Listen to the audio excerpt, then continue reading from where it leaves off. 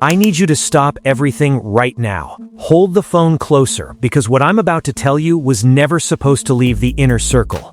A billionaire, a woman worth more than some countries, a woman who owns Fenty, commands 8 figures for a single performance, who told the planet, "Bitch better have my money." That woman allegedly looked at everything she built in America, looked at the mansion, the security, the empire, and decided none of it could protect her.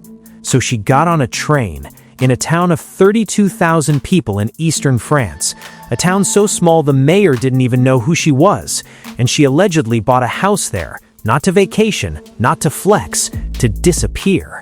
But here's the part that will haunt you for the rest of this video. The man who went with her, the father of her 3 children, might be the very reason she needed to run in the first place. This is the story nobody in the industry wants you to piece together, and by the time I'm done, you'll understand exactly why.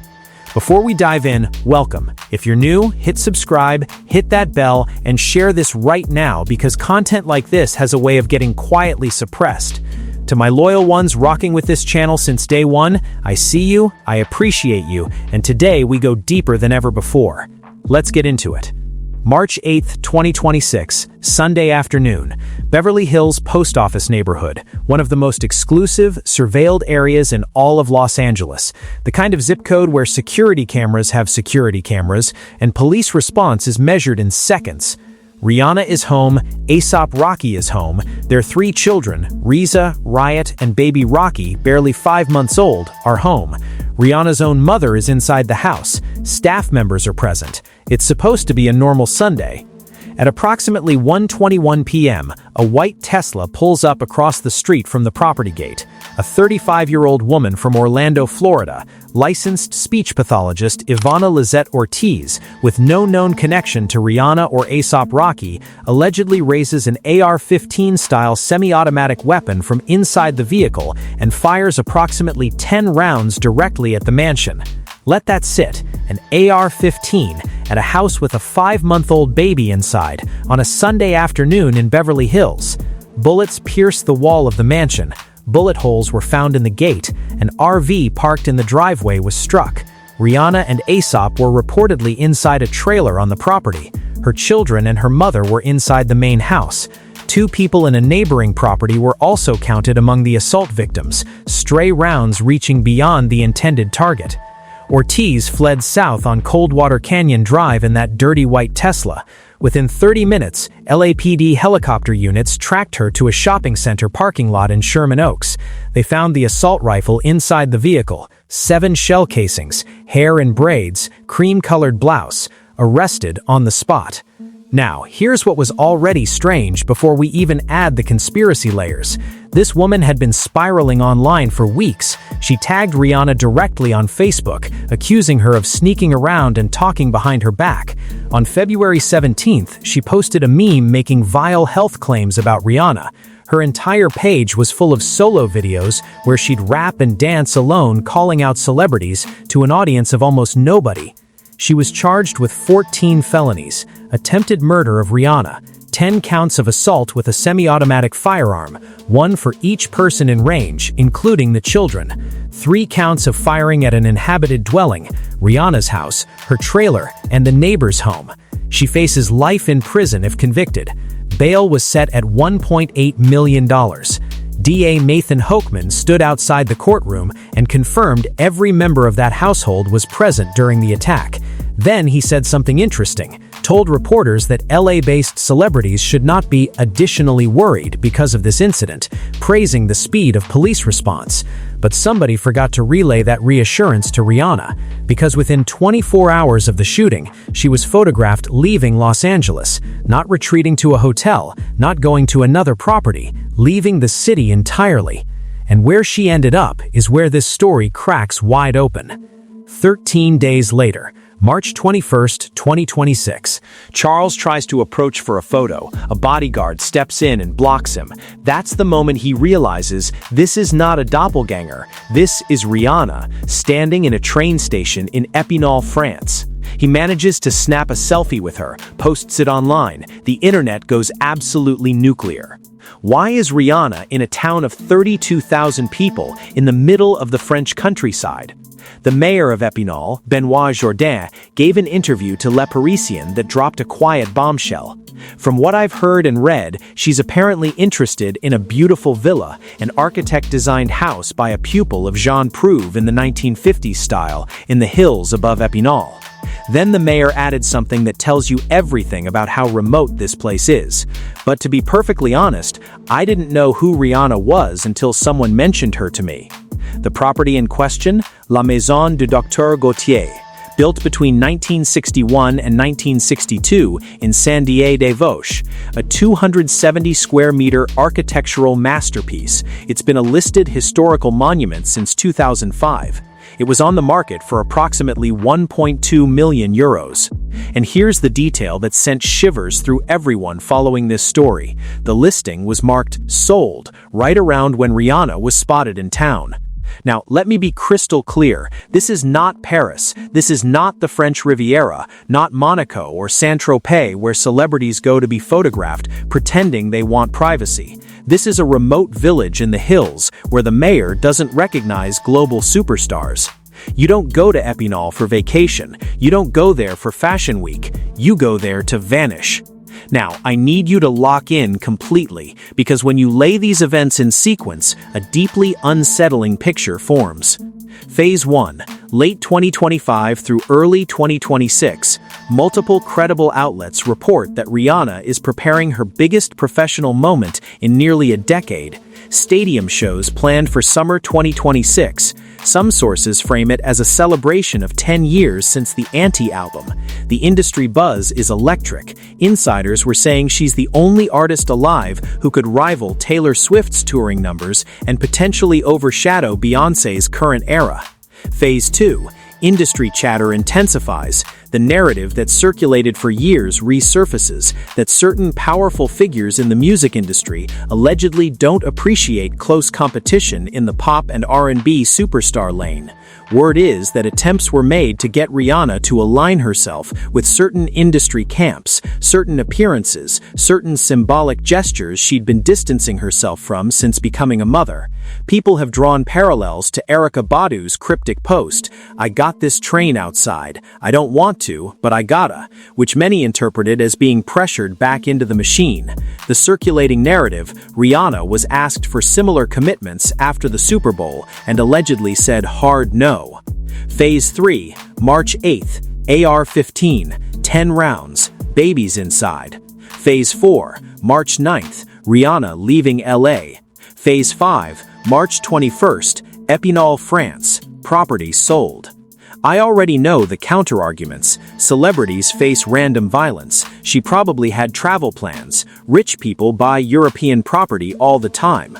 All fair on the surface, but answer this. If the threat was neutralized, Ortiz arrested within 30 minutes, 14 felonies, bail nearly $2 million, protective order issued, why is Rihanna still running? Why isn't she home with upgraded security?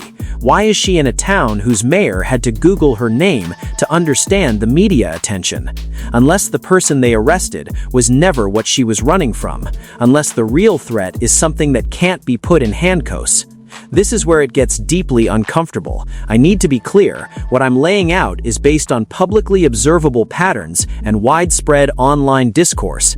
I'm connecting dots that are available to anyone paying attention, not making accusations, asking questions that deserve answers. Let's talk about ASAP Rocky. On the surface, the devoted father, the loyal partner who was right there in that trailer when bullets hit the house, the man who went to France with her, who stood by her through his own legal battles, including that trial where he was acquitted just over a year ago before this shooting, in a courtroom that was literally floors away from where Ortiz was later arraigned. Rihanna was often in attendance at that trial, sometimes bringing their sons. But beneath the surface, there's an online conversation that will not die, and it centers on one uncomfortable reality. ASAP Rocky is allegedly very close with Jay-Z. He allegedly moves in those circles effortlessly, shows up where the power brokers need him, wants the deals and access that come with that exclusive inner circle. Now hold that fact against this context. If Rihanna has been distancing herself from Jay-Z's sphere, spiritually, professionally, personally, for years, if she built her billion-dollar empire independent of Roc Nation, if she allegedly said no to the symbolic performances and appearances expected of her after the Super Bowl, and the man she shares her bed with, shares children with, shares her most vulnerable moments with, is still allegedly embedded in the exact system she's trying to walk away from, people online have coined a devastating term, the Trojan horse hubby. You build the walls, install the security systems, leave the country, buy a house in the French Hills, do everything in your power to escape the machine, but you bring the machine's emissary through the front door, into your kitchen, your bedroom, the room where your children sleep. There are unconfirmed claims circulating about financial incentives for ASAP to maintain this relationship. People have floated figures in the millions annually. We absolutely cannot verify this, but the question it raises is devastating. If part of why he's there involves money or career access from outside the relationship, where does his loyalty ultimately rest? With the mother of his children, or with the system that controls the trajectory of his career? If Rihanna is fleeing for safety, but traveling hand in hand with someone allegedly tethered to the people she's running from, is she actually safe? Or has she changed the geography while preserving the exact same vulnerability? Beverly Hills to the hills of Vosges, different continent, different language, same problem on the pillow beside her. If the hair on the back of your neck is standing up, smash that like button and drop a comment. Tell me, is Rihanna actually safe, or is she just changing zip codes? Share this with someone who needs to hear this breakdown. Here's why I can't let this go. This matters far beyond one celebrity's real estate decisions. This is a pattern that keeps repeating, specifically with Black female artists who achieve a level of financial independence that threatens existing power hierarchies. Rihanna built a billion-dollar empire without touring, without a label putting her on, without anyone's blessing or cosign. Fenty Beauty restructured the cosmetics industry. Savage X Fenty disrupted lingerie. She proved, irrevocably, that the machine is not necessary. And allegedly, that proof is genuinely dangerous to people whose power depends on the premise that independence is impossible. Think about it. If Rihanna can build $1 billion outside the system, what stops the next artist, and the one after that? Suddenly, gatekeepers are standing at gates nobody needs. Power brokers have no power to broker. So when she allegedly starts warming up to return to music, on her terms, with her money, and that return threatens to overshadow certain established eras in touring calendars, the alleged response shifts from professional to personal. You can't hurt Rihanna professionally. She doesn't need streams, doesn't need radio play, doesn't need playlists or distribution deals. She's beyond the reach of conventional industry punishment. So the pressure allegedly shifts to safety, fear, creating an environment where the message becomes, look how unsafe you are alone. Wouldn't our protection be better? When she still says no, she's house hunting in another country, while those who allegedly benefit from her silence continue on magazine covers, still throwing concerts, still untouched. Look at what's been said about Nicki Minaj. Nicki allegedly distanced herself from certain imagery, and the narrative is that the industry withdrew protection, turned public opinion, made everything harder. Not isolated, allegedly a playbook, and Rihanna is the latest chapter. Now we arrive at the layer that will divide audiences, but it must be said because it's what people keep returning to. Rihanna entered this game under Jay-Z, discovered, developed, launched through his machine. For years she operated within that world, the imagery, the symbolism, the aesthetic dissected frame by frame across thousands of videos and threads. The red outfits, the hand signs, the thematic darkness woven through her visuals, the Super Bowl halftime that had the internet pausing every second searching for hidden messages. Allegedly, she's been pulling away. Motherhood, brands, stepping deliberately back from the symbolic performances that allegedly accompany membership in that particular circle. But the internet keeps asking a question that won't go away. Can you actually walk away from something you walked into willingly? Is the exit as simple as deciding you're done? A phrase keeps circulating. She signed contracts with blood, not ink. Literal or metaphorical, the meaning is identical. Once you've participated in certain systems, certain expressions of allegiance, the exit allegedly isn't as clean as packing a suitcase and buying a plane ticket. This is precisely why the Trojan horse theory cuts so deep. Even if Rihanna physically removes herself from Los Angeles, from every industry event, from the entire country, if the person in her most intimate space is still allegedly in covenant with that world, the spiritual door never truly closes. You can move houses, cross oceans, buy a historical monument in the French countryside, but can you move spirits? That is not a rhetorical question. That is the central question of absolutely everything we're discussing today. The irony is almost unbearably poetic. The woman who made Umbrella, who sang about providing shelter and protection, allegedly cannot find shelter from her own storm. The woman who demanded the world pay her what she's owed is allegedly spending fortunes to hide from the very people she once built fortunes alongside. And the cruelest twist, she might be funding her own surveillance by keeping the alleged connection in her household. Let me lay this out clean so every person watching can see the full picture in sequence. Receipt 1. Late 2025 through early 2026, multiple outlets report Rihanna gearing up for massive stadium shows, summer 2026, potentially the biggest touring moment since Swift's Eras Tour. Receipt 2. March 8, 2026, AR-15 attack on her Beverly Hills mansion. 10 rounds, Rihanna, Rocky, 3 children, her mother and staff all inside. 14 felony charges. Suspect had been posting erratic content targeting Rihanna for weeks. Receipt 3. March 9th, less than 24 hours post-shooting, Rihanna photographed leaving LA entirely. Receipt 4. March 21st, Rihanna and ASAP spotted at the Epinal train station. Massive security. Mayor publicly confirms real estate interest. Receipt 6. La Maison de Dr. Gautier, 1960s architectural masterpiece, listed monument, transitions from market to sold concurrent with her visit. Receipt 7. Online discourse about alleged financial arrangements in her relationship intensifies. Unverified claims suggest millions annually. Receipt 8. Lingering shooting questions. LAPD dispatch reference to fleeing vehicle. Ortiz was the sole arrestee. Was she truly acting alone? Why are specific details still withheld? Individually, each receipt has an innocent explanation. Together, stacked chronologically, professional threat, industry pressure, violent incident, immediate departure, international relocation, persistent questions, the pattern screams louder than any single data point. The math is not adding up, and the internet knows it. Zoom all the way out. What does it say about the entertainment industry when a woman with Rihanna's resources allegedly does not feel safe in her own country? She could hire a private army, buy a compound with military-grade security. She already lives in one of the most surveilled neighborhoods in America, and it allegedly wasn't enough. That single fact, stripped of every conspiracy theory, every speculation, should terrify everyone watching. A billionaire with limitless resources concluded that leaving the country entirely was her safest available option. What does she know that we don't? The enabling circle that makes something like this possible is never just one person. It's the partner who allegedly maintains opposing allegiances, the associates who look the other direction, the media that files the story under random violence and moves to the next cycle, the system that processes one suspect, issues one protective order, and calls the matter resolved while the actual target flees to another continent. All of those layers create a cage, and the cruelest aspect of this cage is that the person trapped inside sees every single bar, but everyone on the outside insists the cage does not exist.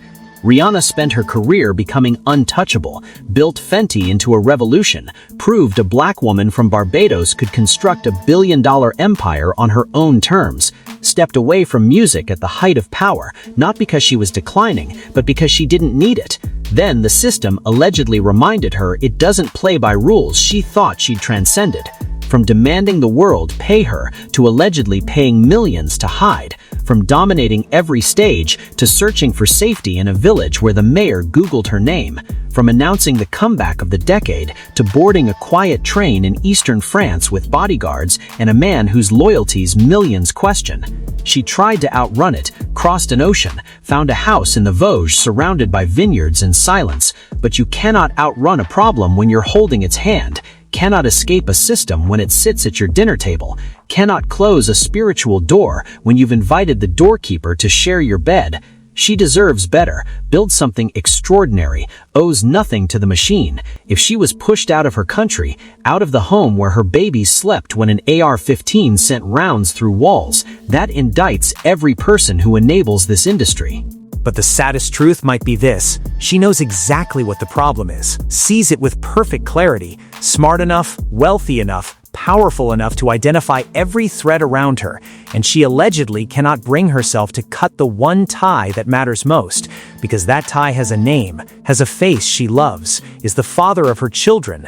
That is the cruelest cage of all, the one you build yourself, out of love, while the world watches and whispers. So here we stand, at the intersection of industry power, personal safety, and the spiritual consequence facing a woman who allegedly has everything except what she needs: peace. Questions to sit with tonight. If the threat was neutralized with one arrest, why did she leave the country? If ASAP Rocky is as connected to the inner circle as alleged, what does it mean that he's the one beside her in France? What does it say about this system that a woman commanding nine-figure wealth feels safer in a rural French town of 32,000 than in her own American home? And the question beneath all questions: can you leave a system that lives inside your house? I don't have all the answers, but this conversation matters. The safety of women matters. The alleged abuse of industry power matters. The pattern of black female artists punished for independence matters. Rihanna is not the first this has happened to. If we don't pay attention, she won't be the last. Drop your thoughts in the comments. I read every single one, and this community delivers the sharpest analysis on this platform. Tell me, is she safe? Is ASAP the problem or caught in the crossfire? Who benefits from Rihanna's silence? Like this video, share it, subscribe, and hit that bell, because next time we go even deeper into the other artists who allegedly faced this exact playbook when they tried to break free. Because Rihanna is just one chapter in a much, much longer book, and that book is still being written. Stay sharp, stay questioning, and remember today: you can move houses, you can cross oceans, you can buy castles in the hills, but can you move spirits? Peace, y'all.